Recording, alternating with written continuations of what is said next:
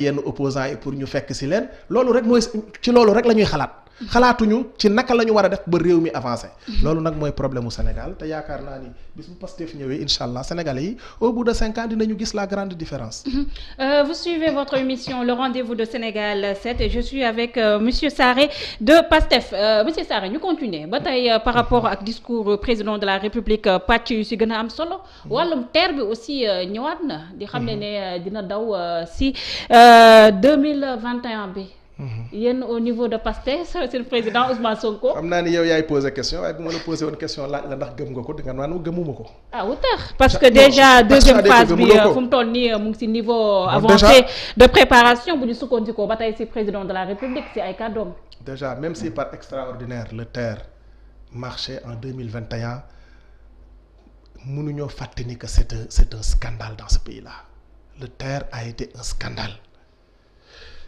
un pouvoir bu mënula sérieux maanaam bu mënula wax lan mooy priorité am kooku c'est un très mauvais pouvoir le TER n'a jamais été une priorité pour le Sénégal mais bu ñu gisee aussi embouteillage lu muy coûter Sénégalais yi par an aussi l'embouteillage ne se règle pas par la création d'infrastructures gis nga autopont yi ñuy wax ak yëpp déedéet autoroute à péage baa ngi nii léegi nii man je suis de la banlieue je vais rentrer je suis de Mbao maa ngi xalaat li may wax ak yow yëpp maa ngi xalaat embouteillage yi mën a fekk ci autoroute à péage. mais waaye tamit boo xoolee autoroute à péage. comparé ko ak route nationale yi aussi di nga xam ne aussi. réglé na xam nga lan moo koy réglé. une bonne politique d'aménagement du territoire sénégalais yi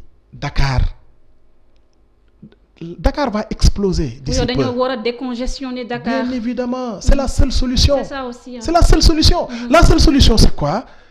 c'est d'avoir une politique intelligente d'aménagement du territoire fixer les populations li may wax ni yëpp c'est un tout tey jii nii bu ñu fexee ba booster l'agriculture créer des unités industrielles localement les jeunes vont rester chez eux nga defe ne xale yi toog fii yore seen ay yoo xam ne matul sax 5000 francs ci seen loxo yi di dox bay bëgg a dee bu ñu amoon ay tool yu baax yu ñuy mën a liggéeyee seen dëkk fële ca Kajoor géem a dëkk nga xam ne tey jii ku ma fa tegoon ci conditions yu baax ma dellu ñibbi Kajoor. C'est vrai, la vie à Dakar est pénible. Mais absolument 0,2% du territoire national bëgg a occuper plus de 25% de la population.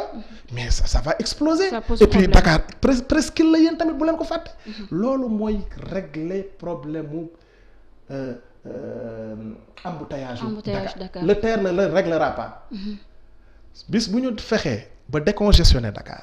fixer population yi à l'intérieur du pays Abdoulaye Wade sax avait eu l'idée de créer une nouvelle ville pas ici dans la région de Dakar. gis nga gars yi erreur bi ñu defati encore Diamniadio bii nga xam ni c'est dans la région de Dakar ba pare di zone boo xam ni kenn waru faa tabax zone la boo xam ni ñu ngi nii ils ont d'énormes problèmes. seen sphère ministérielle yi dégg naa ngan di mal maamu xar-xar la am. musuma faa dem waaye dégg naa xar-xar yu rëy la ñu am. parce que suuf sañu ko fa def moo baaxul. Diamniadio gii nga xam ne erreur mënu koo gën a rëy. ñu dem fa tabax fa jël foo xam ne mbay rek lañ fa waroon a def li may wax ci booster agriculture ci zone yi ñu waroon a utiliser pour booster l'agriculture la bokkoon. mais agriculture ren bi mun nañu wax avec les résultats agriculture ren bi baax na quand même. mais ils ne disent pas la vérité on n'a pas produit 1,8 million tonnes njàpp xam nga ñoom dañ ñu yàpp nag franchement parce que suñu toogee di ñu wax ni c'est-à-dire ñoom dañu yaakaar ni Sénégalais yi duñu xalaat. 1,8 million tonnes d'arachide. Les Chinois viennent, ils disent ils ont besoin de 400 000 tonnes. La Sonacos a besoin de 300 000 tonnes. soo ko boolee ñaata la c'est pas 700 000 tonnes. mais lan moo indi tension boobu mais nañu bàyyi Chinois yi jënd seen 400 000 tonnes baykat yi jaay Sonacos 300 000 tonnes baykat yi bu boobaa sax gerte gi day lamb ci seen loxo. dina am 1 million mais Chinois yi bu ñu jëndee aussi 300 000 tonnes yooyu ngay wax est-ce que aussi du ñu revenir rek ñoom tamit transformé waat ko jaay nañ ko tamit lu gën a cher aussi. loolu ci problème yi la bokk. gis nga problème mu économie bi loolu ci la bokk dama ni. c'était pour non damay def raisonnement pour won la naka la ñuy naxee Sénégalais yi ci chiffres yi ñuy joxe. ils n'ont pas atteint ce chiffre. ce chiffre est loin d'être atteint moi je me demande ndax atteindre nañu 700 000 tonnes. cette année-ci parce que xam nga bu fekkente ni yow da nga ni atteindre nga 1,8 million tonnes. li ñuy war a jaay lépp dépassé wul 800 000 tonnes li nit ñi soxla li Sonacos soxla ak li chinois yi soxla mais kon normalement gerte gi sax dafa war a lamb ci loxo kii paysans yi kon boog waruñu fee nekk di wax naan paysans yi amu leen droit jaay chinois yi na paysans yi jaay ku leen neex. Et la situation alarmante de Sonacos aussi. loolu li ko indi mooy il faut que ñu revoiraat la mission de la Sonacos. La mission de la Sonacos doit être revue. Sonacos liggéeyam warul nekk lu dul di raffiner l'huile brute bi nga xam ne dañ koy transformer localement loolu ci suñu programme la bokk. ñun dañu ne ci unité industrielle yooyu non seulement on va créer les conditions justement d'avoir des unités industrielles locales. boo demee Kajoor presque commune boo dem di nga fa fekk au moins benn unité wala ñaari unité de transformation brute mooy sagal rek. xam ni dinañ ci kër même un grand producteur agricole peut se permettre d'avoir une unité familiale. Tu vas en Allemagne y a que des PME familiales qui sont là-bas. boo amee yow sa unité industrielle bu ndaw ngay sagal sa gerte bi ngay bay nga koy sagalal sa bopp di ko transformer non da ngay créer déjà une valeur ajoutée di nga mën a employer au moins ñaar ñeent ba juróomi xale yoo xam ne aussi absolument boo sagalee loolu ba mu nekk huile brute Sonacos du def lu dul jël huile brute boobu. Sonacos ak yeneen unité Sonacos rek newu fii. am na yeneen Copéol mi ngi fii ak yeneen et puis dañuy créer d'autres parce que li ñu bëgg mooy fexe ba ñuy am au moins 5 millions de tonnes. d'arachide ndaxte li ñu bëgg ñun mooy ñu qu'on soit autosuffisant en huile. parce que huile bi ñuy lekk nii baaxul. gis nga huile bi ñuy jëlee bitim réew.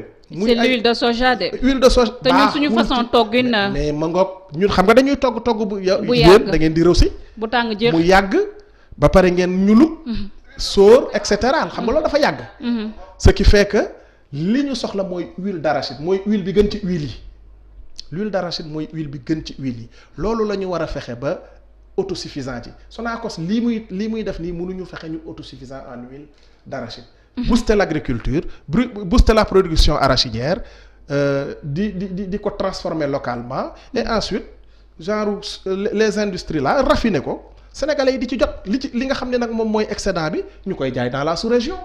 jaay ko Mali jaay ko Guinée jaay ko et cetera. loolu moom mooy suñu gis-gis ñun muy gis-gis bu leer. ñu jeexalee ci débat bi nga xam ne fa semaine bi ñu weesu yëkkati nañ ko par rapport ak UNESCO bu jëloon rek ay ponk yoo xam ne dafa ñeel dugal wàllum sexualité suñu daara yu ndaw yi ci xale yi. mu nekk débat boo xam ne président de la République Macky Sall aussi artu na ci. indi na ci ay réponses yu fermes. donc moom mun nañoo applaudir par rapport à cette réponse. mais aussi mënul woon joxe lu dul réponse boobu xam nga moom mesuré na scandale bi mu créé ci sénégalais yi xam nga nañu waxante dëgg nag. UNESCO bi muy def séminaire boobu ak ministère de l'éducation la ko defee.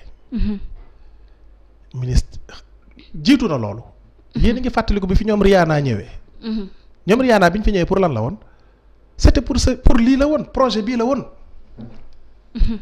projet bii moo leen fi indi woon.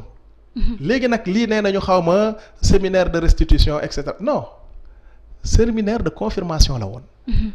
ci ministère de l'éducation daf ci dugal ay loxoom ba ci biir. quand ils ont vu que ça a créé un tollé général.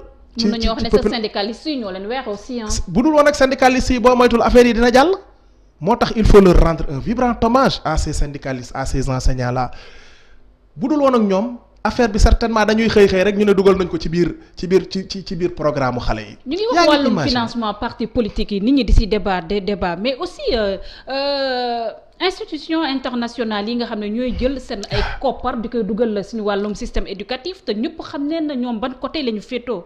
tey est-ce que jotul aussi suñu état ferme par rapport à ces institutions. mais justement moom laa lay wax mais ñoom seen xalaat yëpp li ci nekk moom mooy fexe nu ñuy toogee ci nguur rek. bu leen benn institution internationale indi lee xaalis. ça leur permettra d'avoir de l'argent pour gën a xool nu ñuy toogee encore ci nguur gi. Je disais tantôt que président Macky Sall mënul woon am lu dul une telle réaction parce que tollé bi affaire bi créé. mais c'est vraiment man daal ñii xaw ma nan la ñuy xalaatee finalement mais comment peut-on imaginer un enfant de l'école primaire. Voilà ñu koy jàngal comment faire mais l'amour. non mais c'est incroyable. ñu koy Franchement, jàngal comment on fait l'amour. c'est scandaleux. Même en Occident les gens sont scandalisés. Ouais. Occident bi nga xam ni ñoom sax mën nañoo xalaat ni ñoom ñoo ñu gën a. kii ci côté voilà c'est ça mais même en Occident les gens sont scandalisés. J'ai regardé une vidéo une maîtresse di jàngal ay xale di leen wax ay kii mais xale yi sax bi mu leen posé question xale yi sax xamuñu lu muy wax. moi je crois que c'est du pipi mais tu t'imagines ah mais c'est un scandale c'est un non lii moom vraiment heureusement que sénégalais yi teel nañoo jóg. wax ci. ba président delluwaat ginnaaw mooy discours mooy tontu bi mu tontu. dellu na ginnaaw bon c'est très bien. il faut reconnaître que gis na ni affaire bi c'est un danger pour son pouvoir. mu dellu ginnaaw mais c'est bon. te mun nañu wax ne aussi mun nañu ko reconnaître aussi devant Barack Obama gis nañu position bu mu amoon. devant Justin Trudeau il a toujours eu des positions ambiguës. parce que il n'a jamais été ferme. parce que devant Barack Obama li mu wax mooy tollooguñ ca kañ lañ ci nar a toll tey jii nañ lañ fa naroon a toll kon.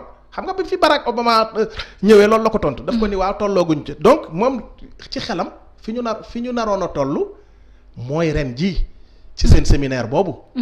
donc il a toujours eu des réponses ambiguës musul am une réponse tranchée parce que su ko Barack Obama waxoon mu ne ko sëñ bi nañ am foofu parce que fii du fi mës a am comme ni Yaya Jammeh doon defoon ci affaire góor jigéen ak yooyu. boobu su fekkoon te ni am na une réponse